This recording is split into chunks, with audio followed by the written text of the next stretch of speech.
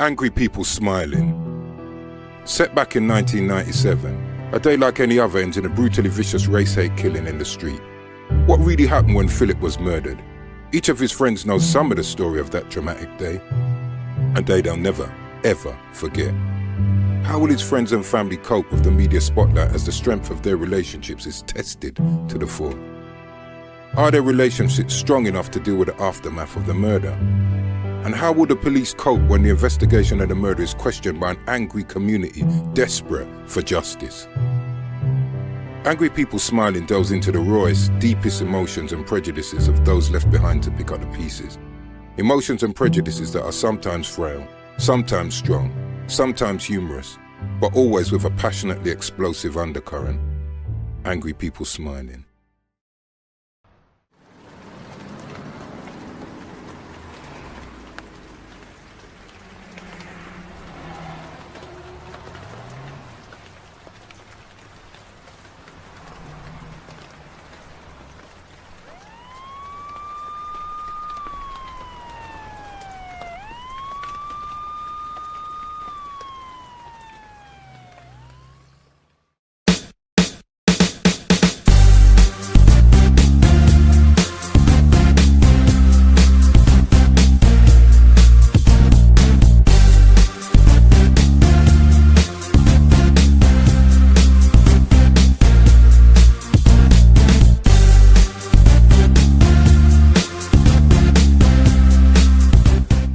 I honestly didn't know she'd invited her friends round. Maybe it's because we weren't talking, as usual. She was always arguing. That's why I called her Miss Argumentative. I don't even remember what we'd argued about this time, or who'd started the argument. So I honestly didn't know. And she didn't know that I'd asked the guys to come down. Bring some drink and play some cards, and maybe clap a few domino and ting. You understand? So that's how it started.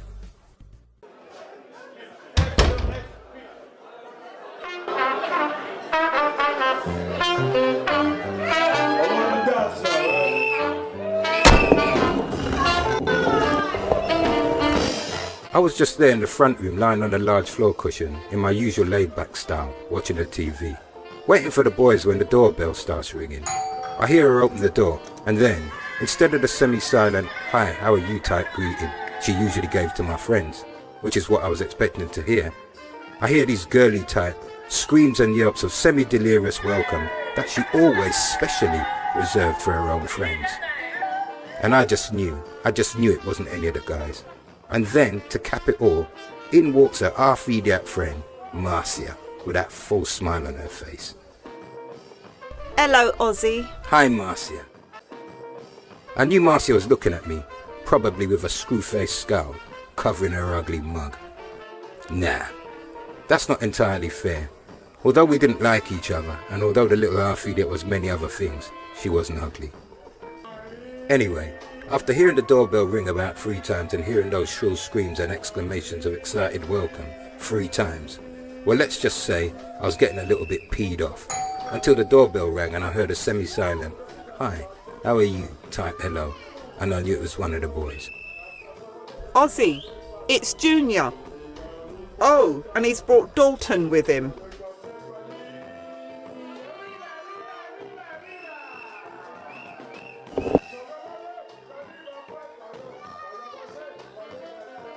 Hey Dalton, man, next time you come here, I beg you knock over the thing properly, bro. Miss Argumentative's mum gave it to us. Damn ugly thing. No, not her mum, the statuette. Although when you think about it. Alright, Junior. Alright, Oz. Mackie? Philip? Yo, Mackie. Easy, Philip. Mind the statue, Mackie, man. The statue. Ah, sorry, Oz. Got any super glue? Shit, Mackie. She's already not talking to me. Put it behind the sofa. I'll deal with it later. How come them lot in there didn't have to bring no bottle, Oz? And you told us to bring a bottle. Anyway, I thought it was a guy's night tonight. See 'em damn thing every time, man. See 'em damn thing. They're in there drinking off my drink again. Well, I ain't having it.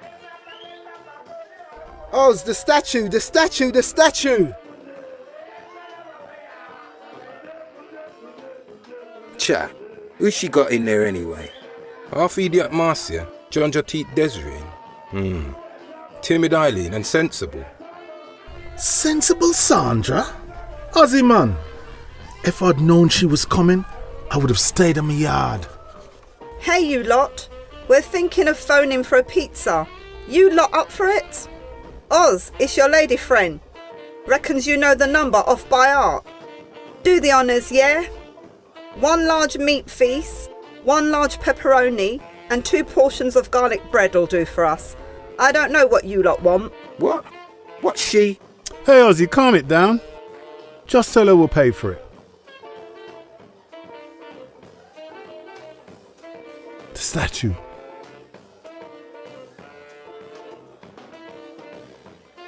Where's the Dominoes at, Dread? I'm gonna make a phone call. The dominoes, they're in the drawer.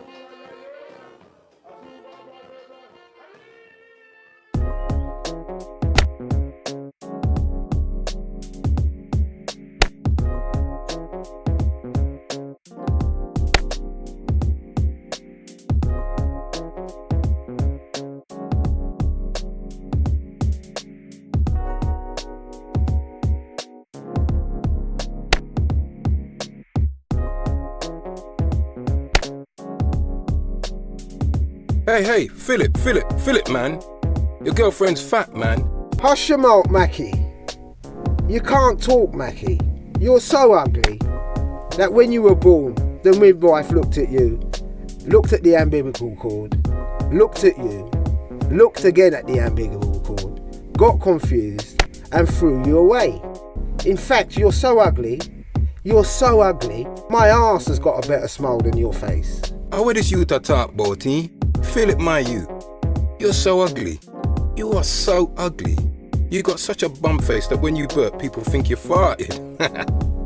And your girlfriend's so spotty. She's so spotty, she don't know whether to put her lipstick on her lips or use it to connect the dots to her ass. Yeah, right, Mackie. Anyway, I split up with her a long time ago. Ozzy, what? You blocked the game, man. How much you count? Double blank. Mackie, do you reckon I won by any chance? Sure.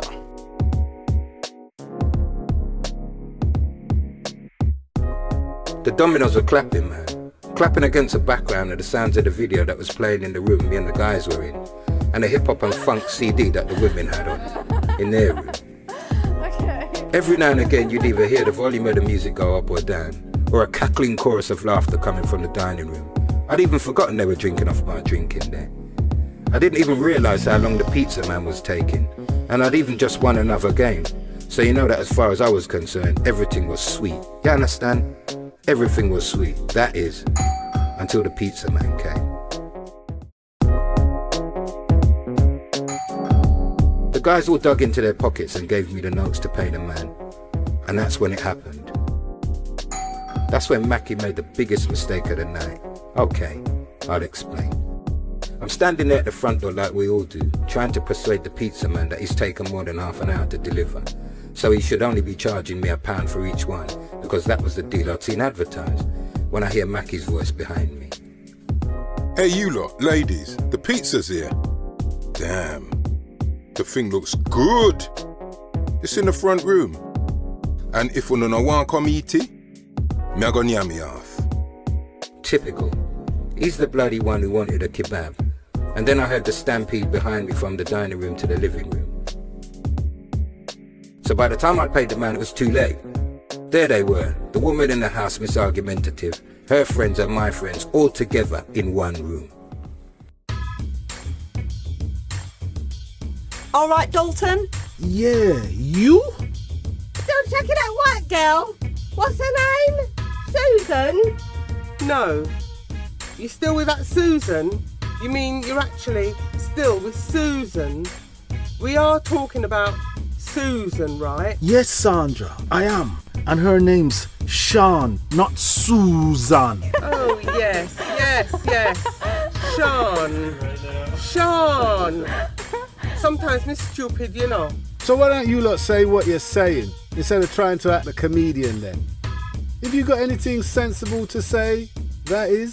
Who rattled your cage, Junior? Anyway, Personally, I've got lots to say, Junior, trust me.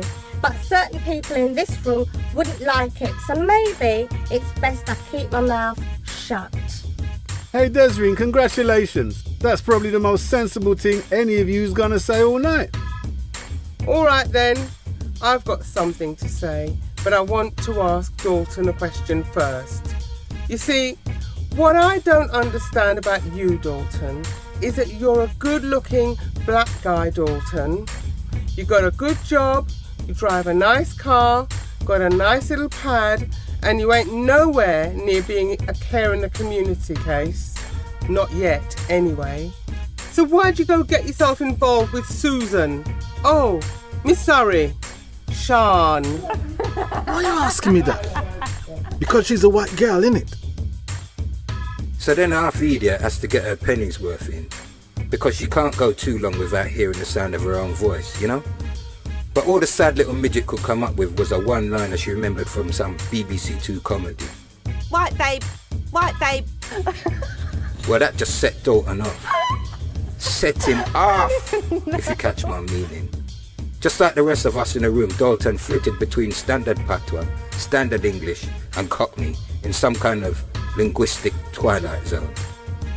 You see, you, and even you and you. It's women like uno, women like you, why you would never find me dealing with a black woman again. Well, who told him to say that? I just winced when those words came out of his mouth because I knew.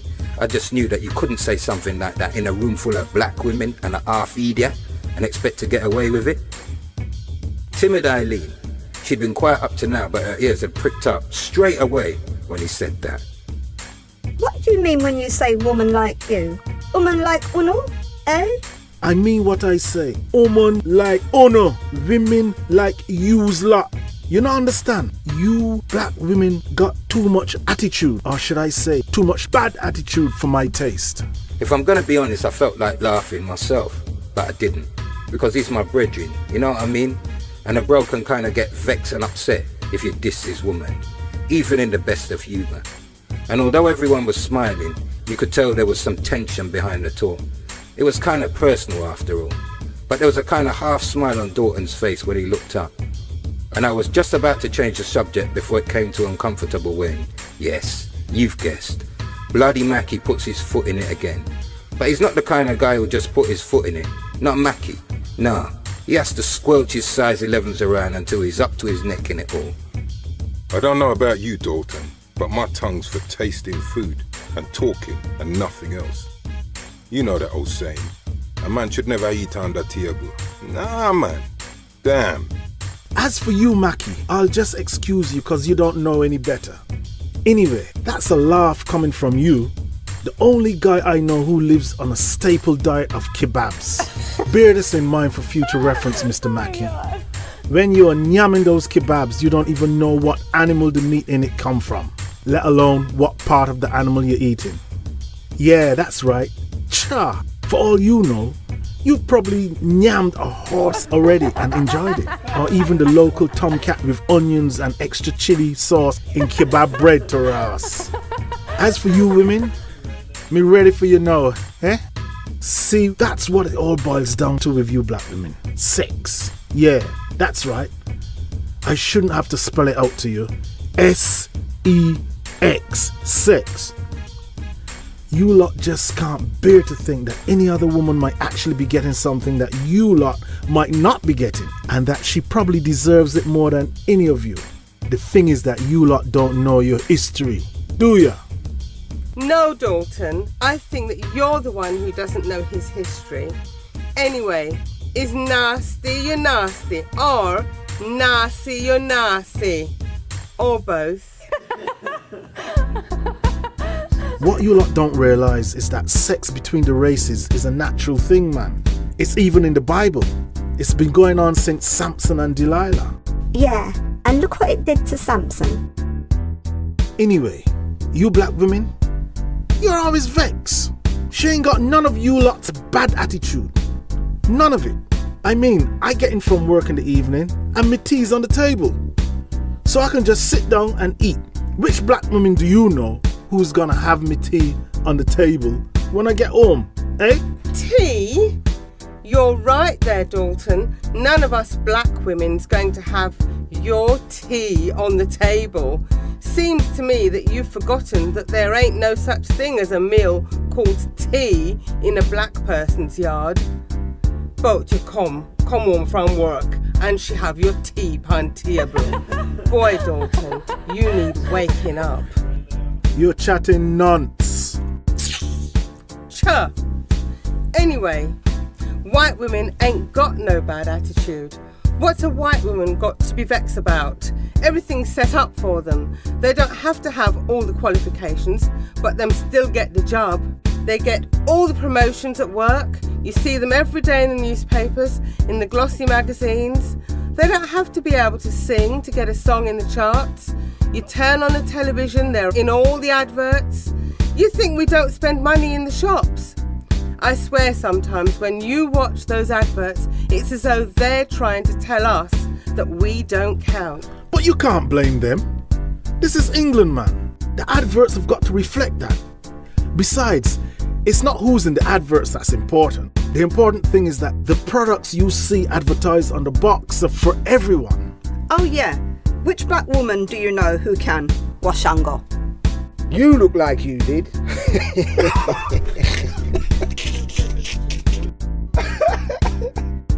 I'll only allow you that one because you're my little brother and I used to change your shitty nappies. Don't you lot start getting any bright ideas about taking libs with me. Oh. Yeah, Dalton, which black person do you know who actually thinks that success on a plate is nothing but a mess on a plate? Yeah, it's true. Last black woman Dalton went out with boxed the man in his head, you know. We are fastening a man's business, huh? Leave the brother alone. There ain't nothing wrong with him and Sign doing a thing. Skin ain't what it's all about, you know. So what if she's right and he's black? So what? Anyway, I was determined to keep out of it. There was no way on earth I was going to get myself mixed up in this argument. I was just going to have a laugh. And when the last of them went home that evening, I was just going to close my front door and sigh a sigh of relief. Remember, I was living with Miss Argumentative at that time. So there was no way I was going to take sides on any woman-man argument. Yeah, I just closed the front door when they were gone, and that would be that. So, how come you're jumping to Dalton's defence so strong? Hey, Junior? You ain't doing the same thing as old Dalton over there, are you? No. So you're still with that redskin girl with the Indian hair then? The stupid girl's gone and left him. Fuck you, Mackie, man. How can you go and chat me fucking business like that, man? Cool, no, man? Damn. Ain't no big deal anyway. Loads of girls have left me. Ain't done me no harm. In fact, I'd say it's made me what I am today. What, Mackie? You mean that's what turned you stupid? At last! At last, I know why you like you are! This woman turned you fool! Anyway, Junior, why she leave you? She catch you with her next woman! Now, Junior, now you mean she actually caught you? You know, in bed with another woman? Nah, she never actually caught me in bed with anyone. Not actually in bed. I might as well tell you, because Mac is probably going to tell everyone anyway. The key word there, my friends, is yeah. It's funny though. The boy I get catch, not doing anything yet. And him girlfriend gone left him. Always say it's the quiet ones you gotta watch. At least I ain't playing around with my mate's woman behind his back. Now, the penny didn't quite drop at first, you know. It took a little while for it to sink in. Do you remember how I told you earlier that we were Mackie's only friends? So while the conversation between Dalton, sensible Sandra, timid Eileen, John Jotite Desiree, Junior, Mackie, Phillip and half idiot went on the women's favourite topic of how all the black men are the same, well, the mathematics of it all started to sink in. If we were Mackie's only friends, and Junior's girl had left him, and Phillip had split up with his, then whose woman was he messing around with? But nobody else seemed to pick up on it. It's funny, but for the first time I noticed how quiet Miss Argumentative my girl had been all evening. Usually she'd have been in the thick of this kind of argument. Usually she'd have been in the thick of any kind of argument. In fact, normally she was the kind of woman who could start an argument in an empty room. Nah, it couldn't be her. I started to think to myself, nah, no way. And then I caught the conversation. You see, Mackie couldn't help himself. Remember I told you before that he always managed to put his foot in it? Well, he managed to do it again, didn't he? And remember how I told you how sharp these women were? And that you couldn't expect to get away with saying certain things in a room full of women and a half idiot? The thing is, by this time, Mackie had started boasting about sex, about how him and his girl were at it all the time, like he was some kind of stamina daddy. Yeah, man. Me and this girl have it all over the place. All the time, Dread. Damn. In the bathroom, in the hallway, in the living room, in the kitchen, anywhere. Boy, Mackie, you're nasty. You're nasty bad. You mean to say you had sex in the kitchen? I'd never eat at your place, man. No, it wasn't at my place. It was at hers. And to be honest, I wouldn't eat round there anyway. She can't cook. Damn, the girl don't even rinse her plates when she washes up. Well, who told him to say that in a room full of sharp women and a half idiot? All of a sudden, you could have heard a pin drop. It went so quiet. And then, out of the blue, came half idiot Marcia's voice. White babe, white babe. All hell broke loose, friend. Everybody laughing except Mackie. Well, except Mackie and Dalton. And come to think of it, Junior was a bit quiet too. I suppose because his business had been blurted out for all and sundry to hear it. As for Phillip, he didn't laugh, but that was just out of some misplaced sense of fraternal solidarity. So when I say everybody was laughing, what I really mean is all the women were laughing. And to be honest, I felt like laughing myself, but I didn't, because them's my breadrins, you know what I mean? On top of that, I'd picked up on something that none of the rest of them had sussed. Like I said before, we were Mackie's only friends. And if Junior's girlfriend had left him, like Mackie said she had, and Phillip was split up with that girl Mackie had said was so ugly, well, that meant that me and Dalton were the only ones left who actually had girlfriends. And if Mackie was messing around with one of his mates' girlfriends, like Junior said he was, and if the girl he was playing around with was a white babe, which meant there was no way he was messing with my girl, Miss Argumentative, who was certainly a black woman, well, let's say, so far as I could see, Mackie'd been cooking in Dalton's kitchen, if you get my meaning.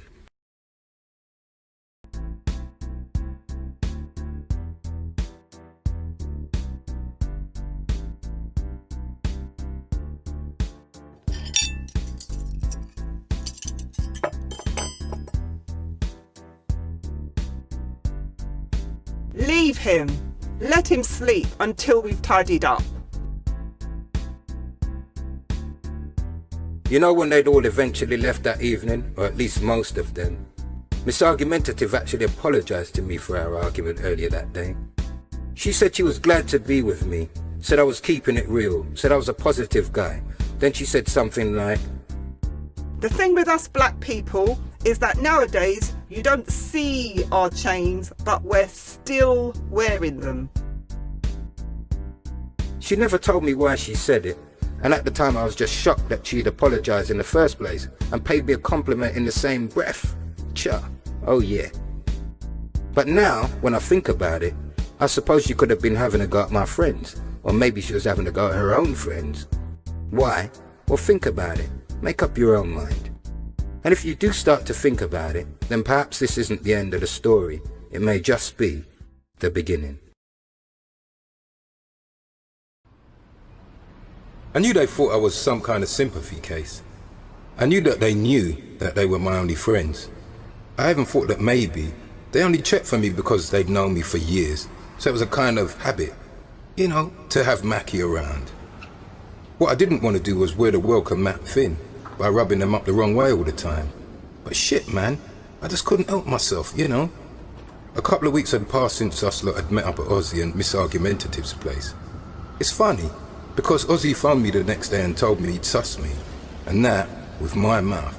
It wouldn't be long before Dalton realised I'd been doing the nasty with his woman, all over Dalton's house. What you've got to understand is that, although I was always ready to big up my chest and front out a bad situation, and carry on with all that bad boy talk, that's all it ever was. Talk. I was doing a stint as one of the DJs at Uptown's Night Spot. You know, one of those nightclubs in East London that's always full up of South Londoners and ain't anywhere near Uptown. So I tell the guys I can get their names on the door so they can get in free. And guess what? Freeness never fails. They all turn up, except for Phillip. But he's like that sometimes, so I thought nothing of it.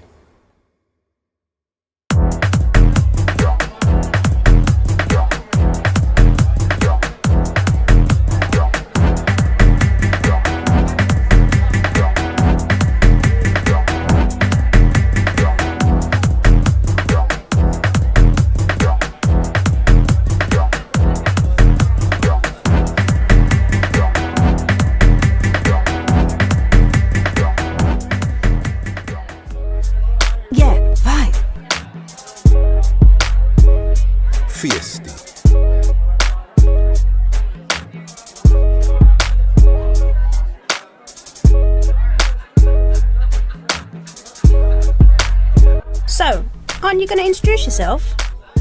Mackie, DJ Big Mackie. I'm supposed to be playing the music here later on tonight. In fact, I'm the next DJ on. Yeah, right. Aren't you going to ask me my name? It's Mariana, but everybody calls me Rihanna. What's that smell? Look, we've got to move. If we stay here any longer, we're going to go down with armpit fever. I think he heard you, and I think we better move. Shit.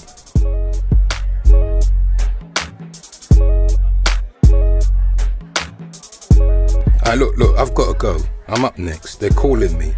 I'm only booked to do an hour, so if you like, I'll meet you in the bar upstairs. Yeah? Alright.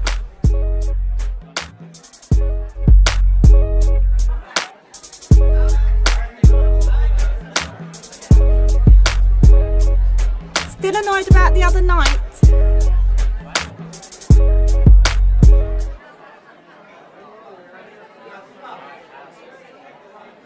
When it comes and play part 2, now the Uptown Club crew. This is Daddy Mackie talking to you. Now Marcia, this one is specially for you. So hear the lyrics a crowd of people. Now listen Mackie story how me end up in a mess. A wine old dance should be hell in darkness. In a dance party a girl face look featureless. Man from the home me have to look twice and guess. Now listen to the story of a man distress. Me in a one dance in a total darkness. As them drop a lover's tune I was full of braveness. Through the shadows I man sight up the shape of her dress. As me touch Marcia's shoulder she turn around and say yes. Now it was obvious that she was out to impress. With me red stripe, special brew and 2 Guinness. By the time me done dance, Mackie drunk and legless.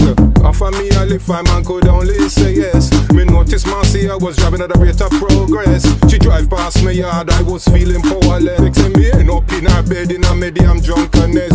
She stand up with her back to me and start for undress. Take off her blouse so she was braless. When she turned round she have enough ear on her chest. And her face remind me of the worst ugliness. The shock turned me sober without a trace of drowsiness. Me run way so fast, Merlin Natty couldn't test. And as that man I run way from Marcia place, me ball. Nice legs, shame about the face. Sing with me. Nice legs, shame about the face. Can't hear you. Nice legs, shame about the boat race.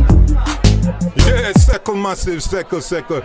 You know, say that's joke we are run, you know, with sisters, so nobody feel nowhere. Selector, pull up.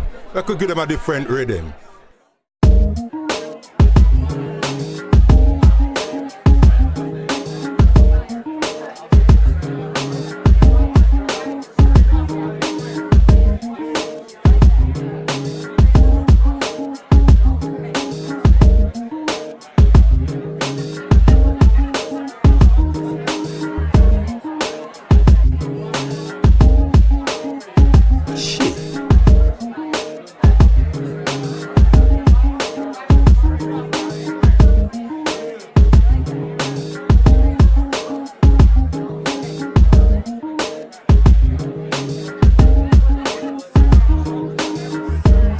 But he's okay looking though.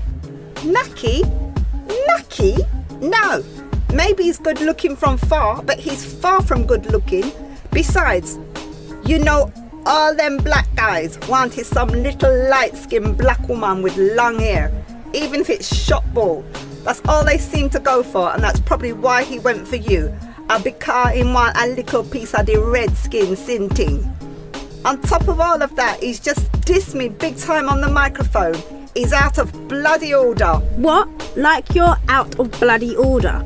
Telling me the only reason he asked me to dance, according to you, is because I'm a redskin sinting that he wants piece of? And I don't see how you could think he was good looking, especially after you used to go out with that gorgeous, fair-skinned guy with the grey eyes. What's his name? You mean Lloyd? Yeah, that's right, Lloyd. Now he was good looking and fit muscles everywhere. I bet he could stay the distance. You just split up with him the other day, didn't you? Marcia, that was about a year ago and you know it. And anyway, Lloyd was a one-off so far as I'm concerned. You know, I don't really care if a guy's red skin or dark anyhow. It's funny though, how you seem to criticise the guys who only go for fair-skinned straight hair girls. Seems to me you're just as bad as them. You ain't exactly fair-skinned, you know.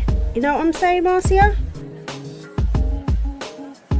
Seems to me that all you've ever been able to cope with is one who's got something down there. So far as I'm concerned, my major turn on is if a guy's well read, but all that seems to turn you on if he's well read. Well, if you reckon that guy's got anything on his mind apart from how he's going to get what he's got down there functioning as soon as possible, then you're going to be sadly disappointed. And what's more, if you ever let him get what he's got down there functioning, you're going to be double disappointed. Likes to call himself Big Mackie. But from what I've heard, Wimpy's a more accurate description, if you get my meaning. Marcia, there you go with the same old dick thing again. A black man ain't just a dick on legs. I'm tired of hearing that shit. Okay, fair enough. You might like him, but let's go back to the dick thing. See? So far I'm concerned a man's like a double-decker bus. You only start looking upstairs when you've already seen that downstairs is packed. All I'm saying is that I've heard that so far, as Mackie's concerned, there's plenty of room downstairs. Trust me. Mackie seems a nice guy. That's what matters. Maybe one day you'll start getting your priorities straight. So you're trying to tell me that you'd go out with anyone, whether them ugly, bad or not? Because if you are, then I don't believe you. All of the guys I've known you to go out with have been so good looking. Face of Denzel, body of Bruno, brain of a mastermind contestant. Shit, some of them even had voices like Luther. But if you go out with Mackie, whatever you got instead of your usual standard of guy, listen up and listen good, girl. I'll tell you what you've got. Someone with the face of a mastermind contestant, the brain of Bruno, the body of Luther, and the voice of Denzel. And I ain't talking Denzel Washington, I'm talking about our cousin Deptford Denzel. You know, it took a good second or two for the penny to drop. A good second or two. And then, tring, the penny drops. In fact, crang, a whole bloody cash register drops. And I'm thinking to myself, our cousin, did she really say our cousin? No, Marcia, I ain't saying that I'd go out with anyone whether they're ugly, bad or not. All I'm saying is that, so far, you're concerned ugly, bad is the same thing as dark, and that you seem to think that good looking is same as fair skin. For crying out loud, Marcia, years ago white people were telling us that our thick lips, large behinds, curly hair, dark skin were ugly. Now they go on holiday every year looking a suntan, the darker the better. They perm their hair to get it more curly, and some of them even spending thousands of pounds on surgery to have any little fat they may have in their asses sucked out and put into their lips. But that Mackie, he's so ugly that when he was born, the midwife probably smacked the afterbirth. In fact, most people I know use Dark and Lovely hair products, but I swear the whole of Mackie's family uses Dark and Ugly. I remember when I went to his brother's 21st party. It ain't just him, his whole family's ugly. Trust me, it was like being at an ugly people convention, and he's so black and stupid that... Seriously, Marcia, you're either trying your best to act stupid or you're doing it without trying. We've been told for years that black's ugly and that anything and everything black is bad. Until it looked like some of us actually start to believe it. And seeing as you've mentioned our cousin Deptford Denzel, your favourite cousin, who's more than light skin or the dark side, may I add, what would you say if you heard two women talking about him and saying that he's too dark to be good looking? Because he's one guy who's definitely, and I say this even though he's our cousin, he's definitely good looking. So there was no doubt, was there? This beautiful, gorgeous, slim, sexy, voluptuous, irresistible sister, this oh so conscious, this thinking sister, was quite unbelievably a fully paid up member of the Arthediac family. And what's more, Marcia, if you think Mackie's stupid because you seem to think that stupid and black go together, then think again. Because I've seen him at college in the evenings, although we're in different classes, and I asked one of my friends what he's like during lectures. She reckons he's really intelligent. He's almost finished his access course, so he'll be starting his degree come October. What? Mackie doing a degree? You're joking. I've known Mackie since school days and he was always been suspended or expelled or something, just like the rest of them boys were. A degree? Mackie? Don't mean shit anyway. What you're on? You some kind of politician or something? Look, it's quite simple really. First, I just don't like Mackie, right? And secondly, I can't help it. Dark-skinned guys just ain't my type.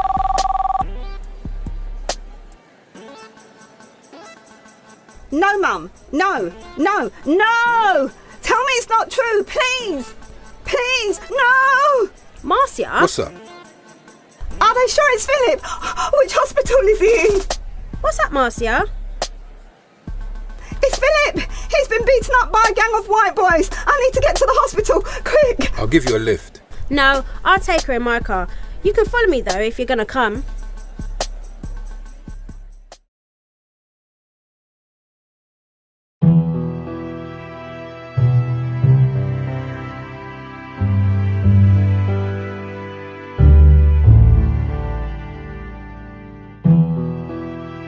It's odd, you know, it's really strange. Marcia had two brothers, Philip, who Ozzy's probably told you about already, and David. The brothers were twins. So alike in so many ways that, despite the fact that they didn't look much like each other, people were always getting them confused and asking whether Philip was the light-skinned brother or the dark one. The irony is that whoever beat him probably didn't see a light-skinned black guy or a dark-skinned black guy. You get me? Damn. But at the same time, some of us, I don't need to say any more, do I? When we get to the hospital, Philip was on a life support machine. Everybody was there. Marcia's family, her friends, Ozzy, Junior, Dalton, everybody. People praying and saying, "Oh God, and oh Jesus," and some just sitting there silently. That's the strange thing about hospitals, you know. They're so bright with their white walls and powerful fluorescent lighting. So bright. I always find the contrast between that brightness and the mood of the people who are there is one of the strangest things that makes me hate those places. That and the smells and the noise. That night, Philip died. Even the nurses cried. Thinking back now, that night taught us all some painful, painful lessons. I think we all learned something that night.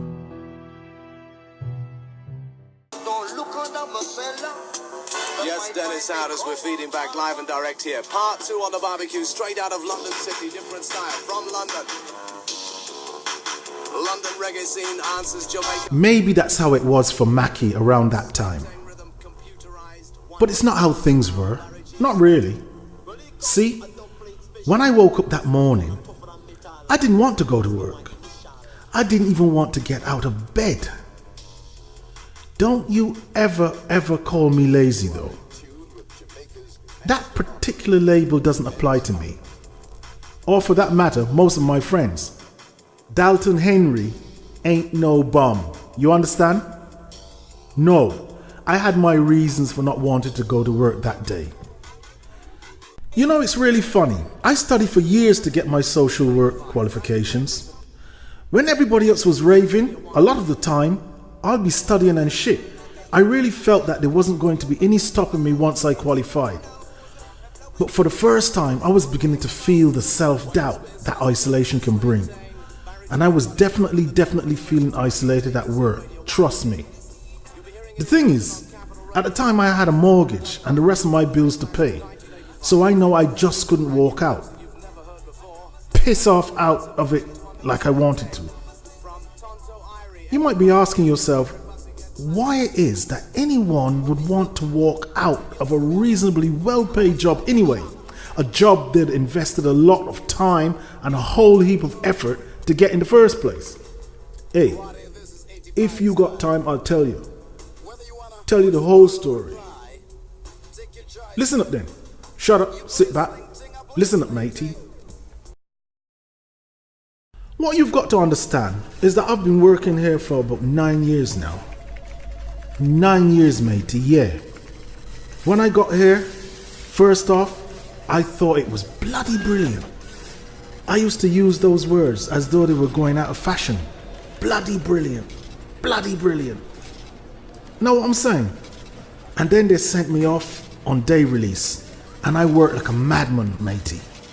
Until there I am, a few years down the line, a diploma in social work and a degree in social science. Qualified.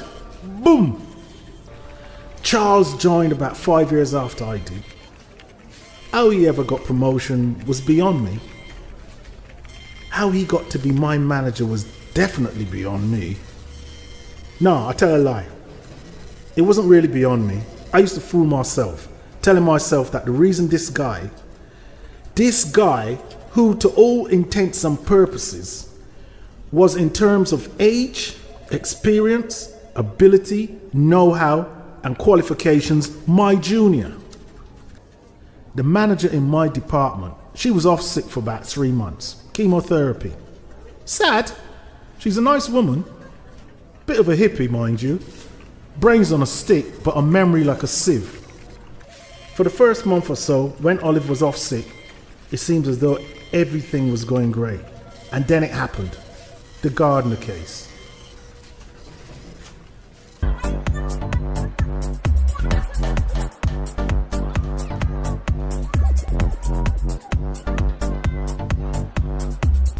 The Gardners were one of the borough's problem families. They were living on the Helton estate, slap bang in the middle of the most depressed, run-down part of the inner city that I've ever seen.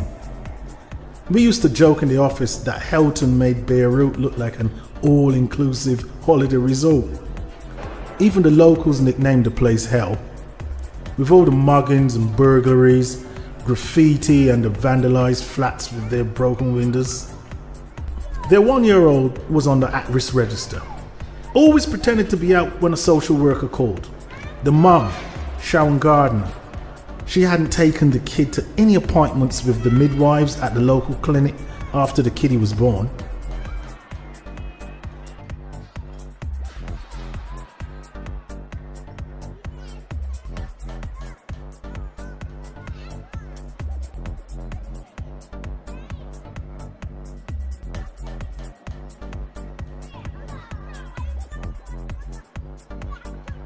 Sharon Gardner? What are you fucking trying to do? Give me a heart attack or something? Bleeding social workers?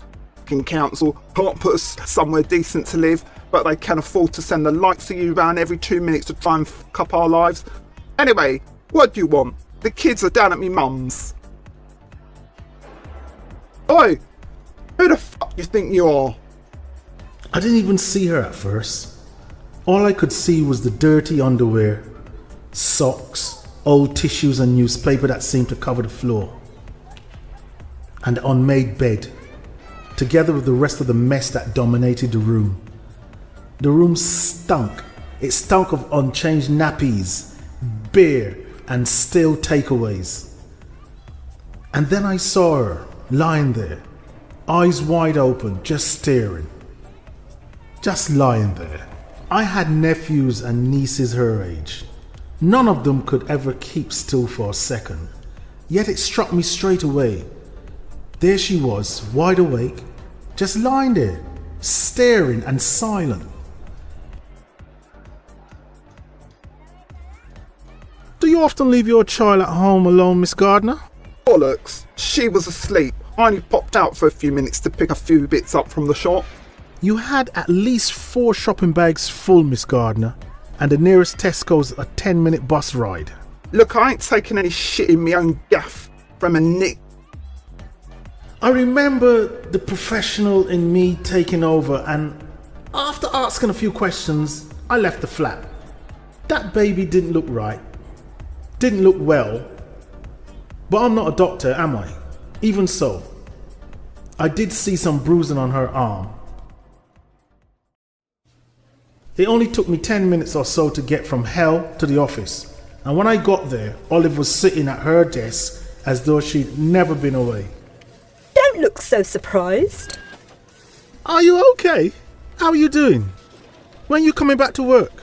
Well, I was feeling a bit bored sitting at home watching Jerry Springer and Kilroy all the time.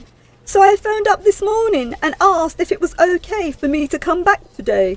And they said yes. So I'm back, as from today. After all the hellos and the how are yous were done and finished with, I told her about what happened with the Gardner baby and suggested that perhaps it was about time we considered going for an emergency protection order to see if we could ever get the child put in care. Olive took the file from me and said that she'd deal with it. It was her case after all, and it seemed as though my stint as deputy manager was over, seeing as Olive had come back, so I thought it was fair enough. So I did my report recommending that the babe was taken into care and then sent the file back to her. That was the last I saw of the Gardner file, I swear. So how the hell was I to know that the kiddie hadn't been taken into care?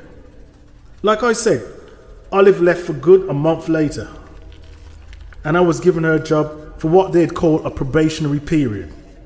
Anyway, just a few months into my probationary period, the shit hit the fan, man. That poor baby. She hadn't been taken into care. She was dead. One or both of her parents had probably caused her death.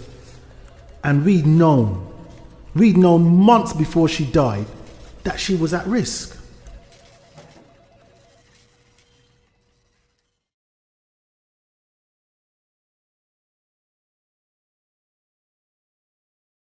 Hello, Dalton. I think you know the Chief Executive. Take a seat. Now, you know why you're here, don't you? I think so. Hold on.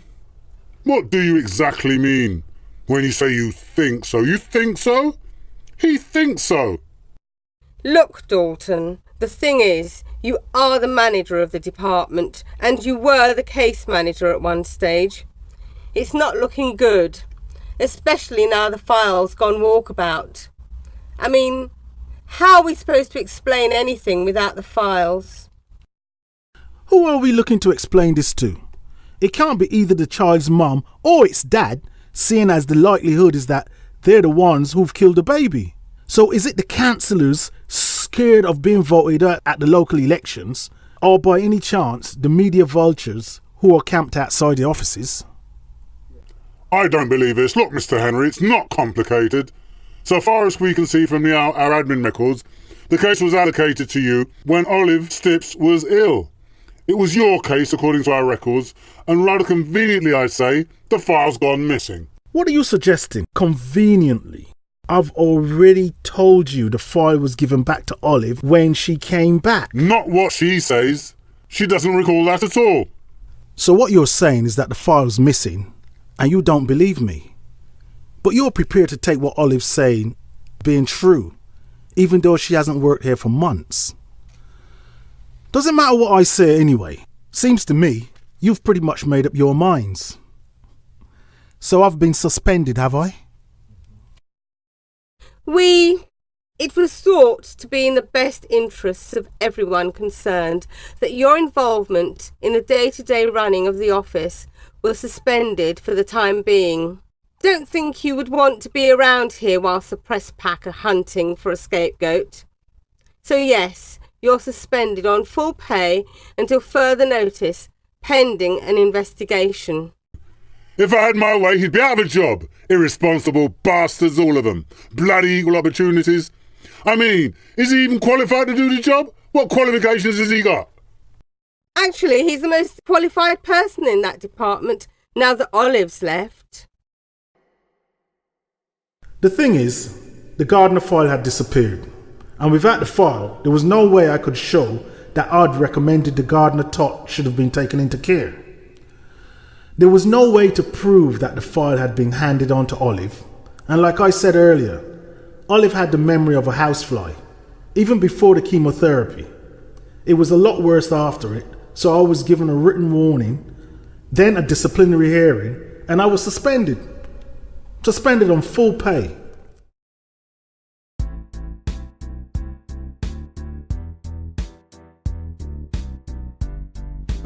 Dolt. Look, I hope you don't mind, but I've been talking to my boss about what's been happening to you. You know he does a bit of employment law as well as criminal, and he reckons... That's all I need, a solicitor's bill. Can't you listen for a moment? Look, he reckons that based on what I've told him, you might be able to do something about it. What, Sean? Like quit the country so those idiots from the press will get off my back and stop hassling the shit out of me? He'll tell you himself. I've invited him to dinner on Sunday.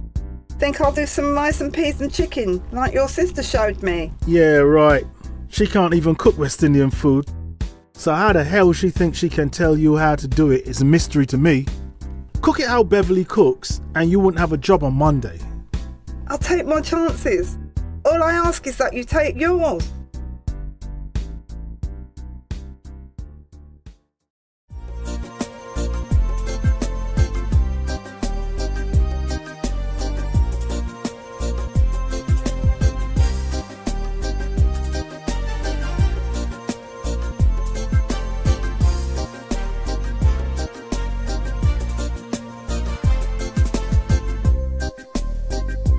Dalton, this is Dell, the solicitor I work for.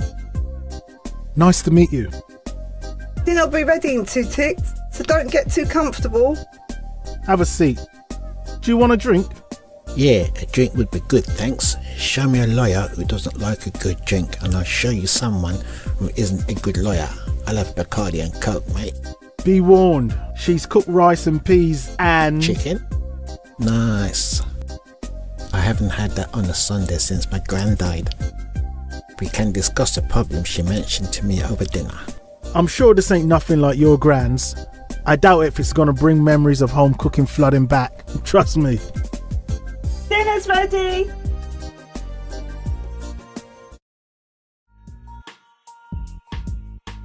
You know, Dalton, based upon what you've told me, I think that you might stand a chance at an industrial tribunal. A chance of what? Losing my job for good? No, that's not what I meant. Although there is a possibility you might want to work there after everything's done and dusted, but most people do move on after an IT hearing. They probably wouldn't even want to go to the tribunal. They've had enough bad publicity lately. Yeah, which I'd remind you they're blaming on me. I didn't say that it would be easy. Look, the key to the case is other circumstances. Would be the proof that you've had handed the file over as you say that you did. But the file is missing. So we have to look at other possibilities. And from what you've told me, other people in the office have had their errors swept under the carpet. So if we can establish that you have been dealt with differently to others who could have been disciplined, then we might have a case with a comfortable payoff and a deal that means you can get a good reference. And the good thing is that we can compel them to give information that will show how others in the office have been dealt with by forcing them to produce copies of their records. I'll have to think about it. The Rodney family file? Okay then. I'll let you have written confirmation of that. No problem. Of course I can email it to you. Alright. I'll do it now, okay? Okay. Thanks, bye. Charles, have you still got the Rodney family file? Charles, I said, have you still got the Rodney family file? I heard you the first time. It's gone missing. Lighten up, I was only joking. I put it back in your filing cabinet ages ago.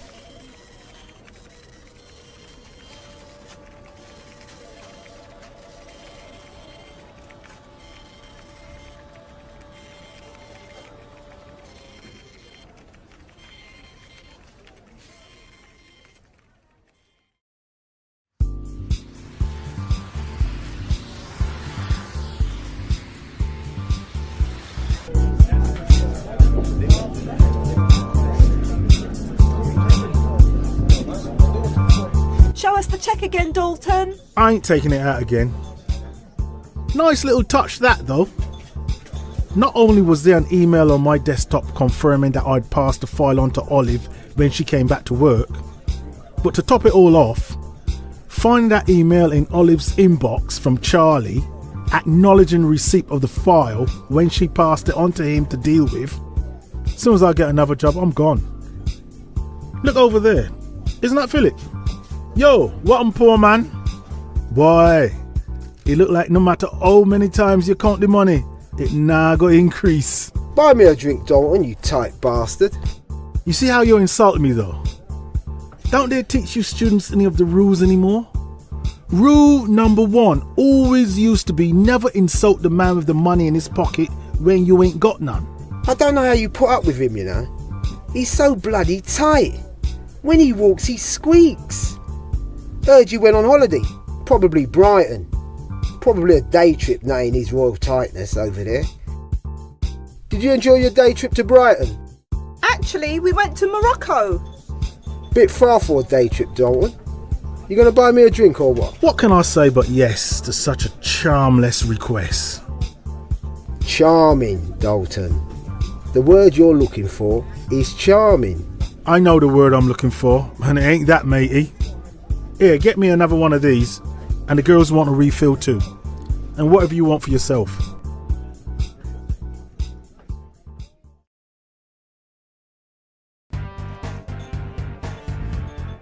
Exams all finished now, Phillip? Yeah, I've got the whole summer to do whatever I want to do now. So you ain't got anything lined up? Nah. I thought I'd go on holiday for once. Be selfish with my time off.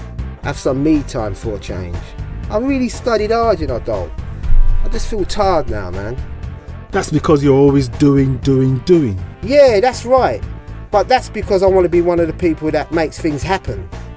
A famous person once said, there are 3 kinds of people. Those that make things happen, those that watch things happen, and those that wonder what the hell happened. There's no way I want to end up in that 3rd category. Always ready to drop a quote on me, aren't you? Jeez, you're getting really skinny, man. Bloody disgrace it is. Bloody disgrace. Yeah. Disgrace. Come on, let's go. They're just a bunch of old shit-stirring coward Nazi wankers pulling on it again. Funny, innit? The landlord hasn't heard any of the stuff we've had to put up with, but he hears Sean's voice straight away. And he's out from behind that bar so quick, you thought he was running the 3 o'clock at Kempton. Maybe a woman's voice carries further than a man's. Yeah, right. Anyway, he asked us to leave. Us. As we got up to go, I noticed that there was one person, and then he turns and I see him. I see the smug smirk on his face. Charlie. I knew there was something familiar about that voice. And there's Charlie and the landlord having a good old laugh. That's one thing about the Right People's Club. You know who's in it, but you can never be sure who the card-carrying members are. You sure you don't want to live? No problem. Need to walk off this free food, man. My belly up boss me. See you guys later.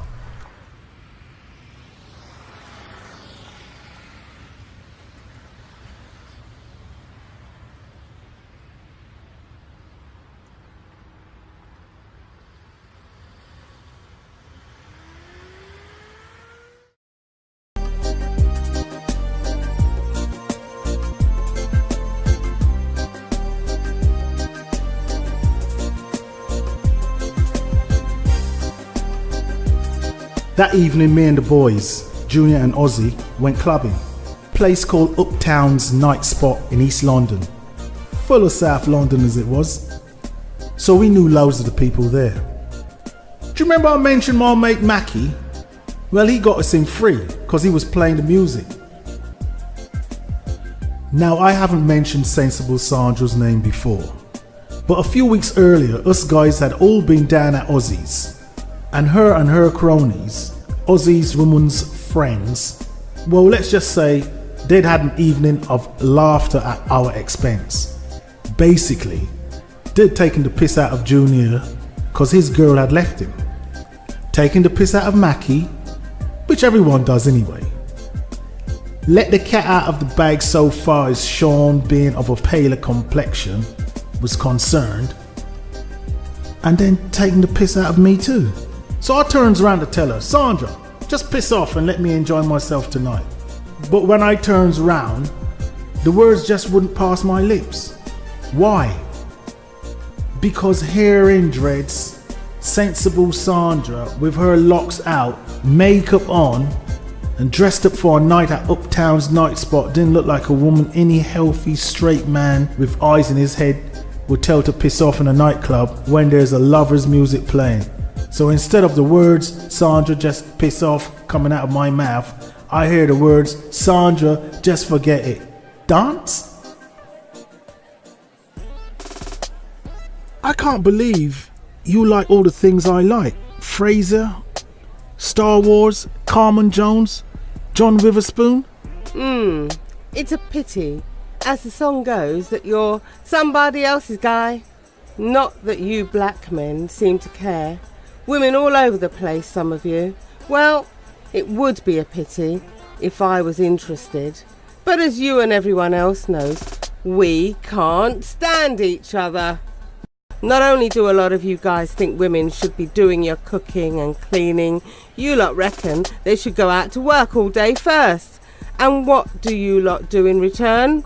Go out on the job with some other woman, Mr. Lover Styley, while Muggin stays home doing the cooking and cleaning. Don't look at me. Personally, I've only got one job. Sean, on the other hand, she might have more than one. You're joking. You're not joking. You're not joking, are you? You reckon she's got another guy on the go? Perhaps you ought to get a part-time job of your own. Part-time jobs sometimes lead to permanent jobs, don't they? Part-time jobs sometimes lead to better positions in the company.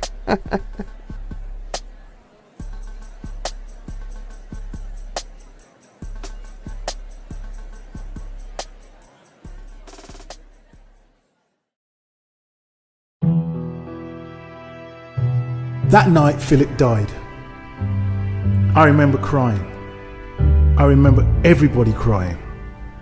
I remember hating. I remember everybody hating. I remember anger.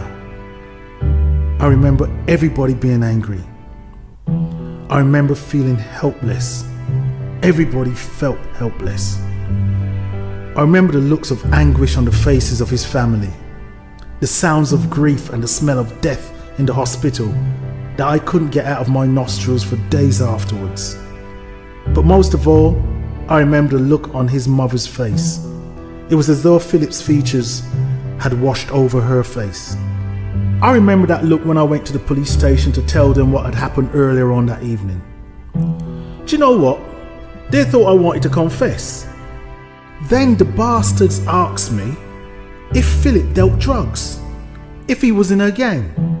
Everything and anything but questions about the incident with the bigots in the pub, it seemed. Do you remember what I said before about the Right People's Club? You always know who's in it, but you never know who the fully paid up card carrying members are.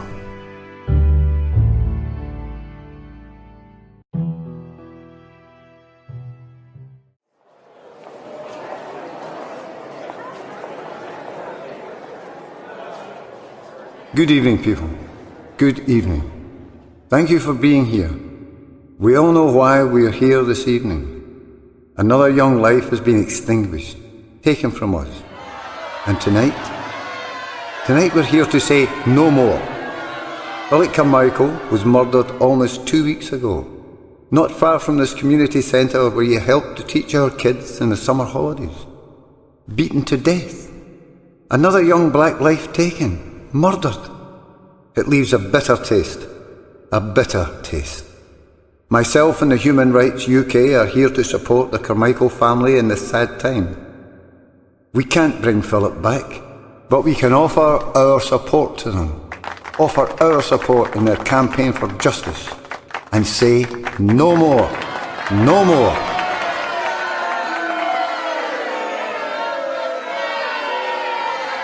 Tonight we have Mr. and Mrs. Carmichael here with their remaining family. We also have Dalton Henry, Cyan McBurney and her sister Colleen, who were all witnesses to an incident at the Flag Public House on the day Phillip was murdered, when Phillip and his friends were subjected to racist abuse of a foul nature and threatened with violence. Threatened with violence, I said. Yes, Mr. Dalton Henry here went to the police station after hearing of his friend's death and confirmed to the police the identity of one of the men in the pub who had abused them. Yet we have no news from the police of any progress in their investigations. The question I want to ask the Metropolitan Police Force today is, if this murder had been the other way around, if this had been the death of a white youngster at the hands of a black youth, if this had been a white youth murdered by black youths, would you not have arrested someone by now? Yes. The answer you are looking for is yes. We invited the 3 policemen in charge of this investigation: Chief Superintendent Falstaff, Detective Superintendent Stephen Lippery, and Detective Inspector Guppy, to attend this evening to keep you informed of their progress. This is their response.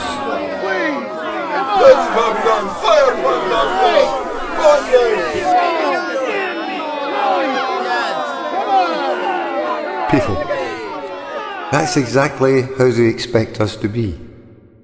You'll probably find that they've put extra police on the streets tonight, ready for a riot. But we don't want a riot. We are not going to destroy our own community.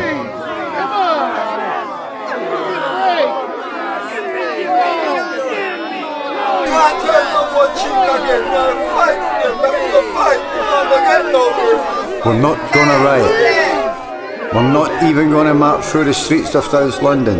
No. Why? Because just like in Brixton before, there are people ready to jump on the bandwagon, ready to burn down Mr. Pattle's corner shop, or the Caribbean takeaway, or Winston's minicabs, burn down our community and leave us to clean up the mess while they saunter off to their own homes elsewhere.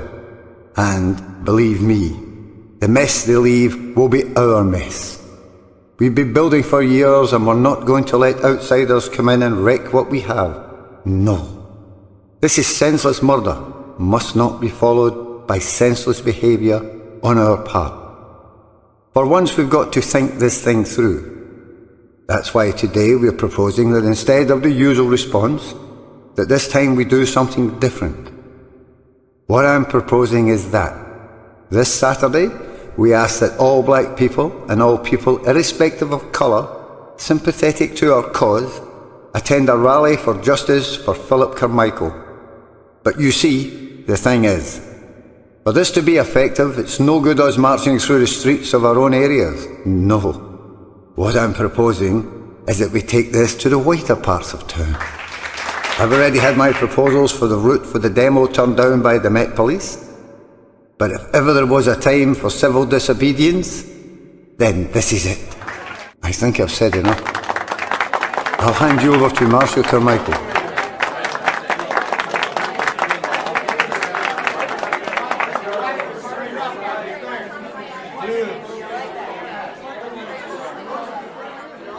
My mother would like to say something. What I have to say will be brief. My son is gone. Dead. The child I once held and fed is. Mr. Paul has already told you not to tear down any shop or set fire or riot. Those are my wishes also. No rioting and no more hurting. What you must see is that if you hurt anybody, there may be another mother out there.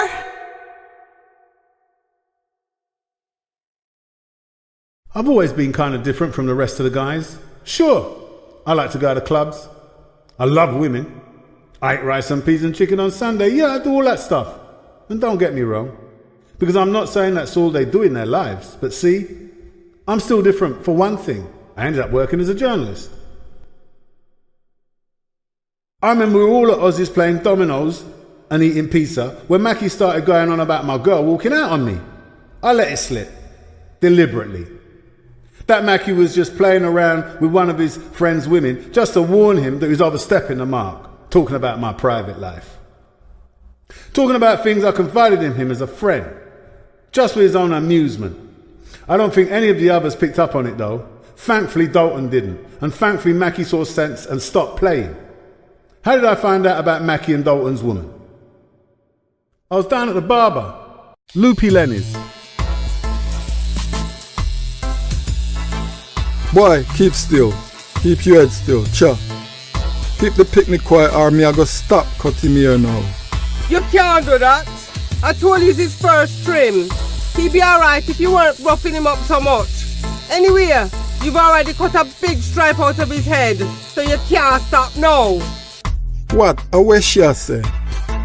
You think you can come in and tell me what and what I can't do?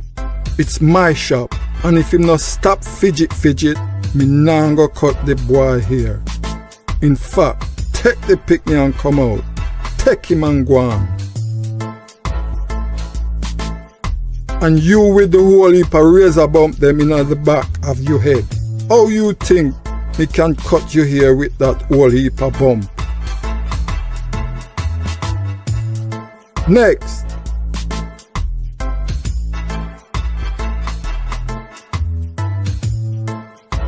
What kind of cut you want? Fade down the sides. Short top.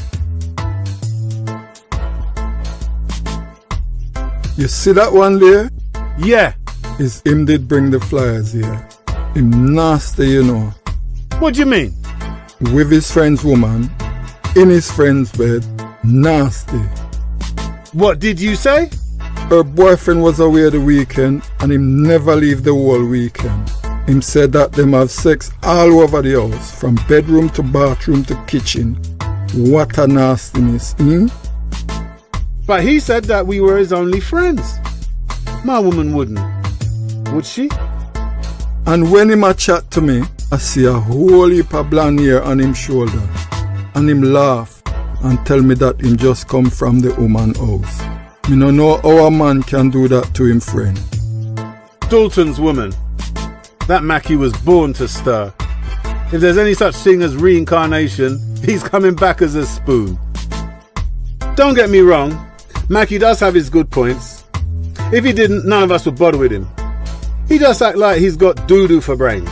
As for Dalton, I could kind of see that there was something more going on than the apparent slagging off with sensible Sandra that evening. She especially hadn't liked it when he said he wouldn't be interested in having a relationship with a black woman again. Yeah, that made Dalton a big challenge. Anyway, Mackie said he'd leave us tickets on the door. Have you ever had your name left on the door by a friend at a party or a nightclub? Ah, I can hear you all saying now. Because each time it happened, with me it's always been more trouble than it's worth. You always seem to get that one numbskull bouncer at the door who either can't be bothered to check if he should let you into the dance or swears blind that he never heard of the person who's left your name on the door. In this case, the bouncer, Mr. Baldy I'll call him, but not to his face, was the fattest, tallest, widest, blackest. You get the picture? The man was big. Sound familiar to you? He should do, because I reckon he must have relatives who look like him working as bouncers in nightclubs all over the bloody country. Look, I'm playing music here tonight, right? And this lot of complimentary tickets. Their names are on the door. I agreed it with Mr. Uptowns himself, the manager. You get me?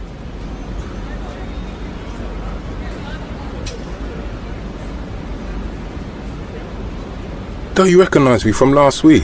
Damn, I did the music here last week. Don't you recognise me? What the hell?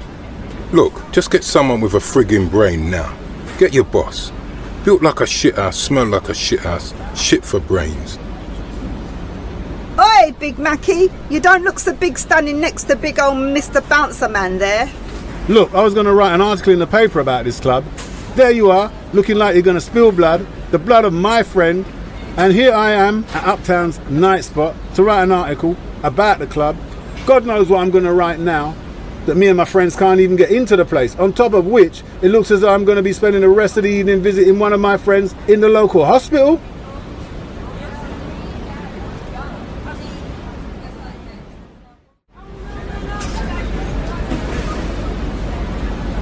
Got you in free, lads. Which one of you's gonna buy me a drink then?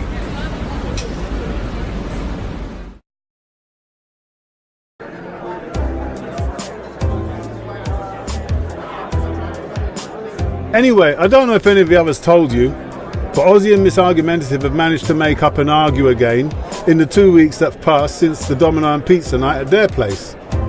As usual, once again, they weren't talking. In fact, Mackie whispered in my ear later on that they'll actually split up. So, as I was saying, there we all were. Dalton, whose woman was cheating on him. Ozzy, whose woman never seemed to be talking to him for longer than it took to get 2 sentences out of her mouth. Mackie, who had been doing the nasty with Dalton's woman. And me, Junior, who no longer had a woman to do the nasty with. Hold on. Ain't that Mariana? Half idiot's cousin.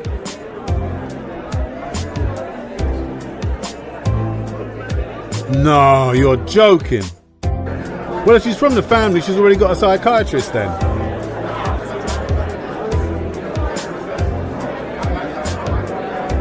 And then Marcia got the phone call and we all went to the hospital.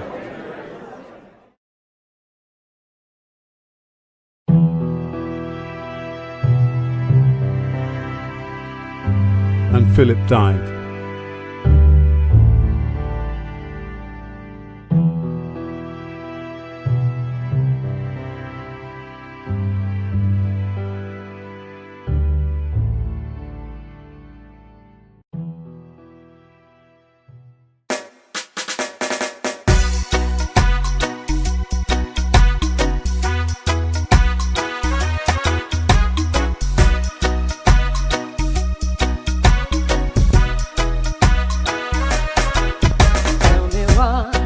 Does it look like in heaven? Is it peaceful and free like they say? Does the sun shine bright forever? Have your fear and your pain gone away? 'Cause here on earth it feels like everything good is missing since you left. And here on earth everything is different. There is an emptiness. Oh, I hope you're dancing in the sky. And I hope you're singing with the angels choir. And I hope the angels know what they have. I bet it's so nice up in heaven since you arrived. Tell me, what do you do up in heaven? Are your days filled with love and light? Is there music? Is there art and invention? Tell me, are you happy and more?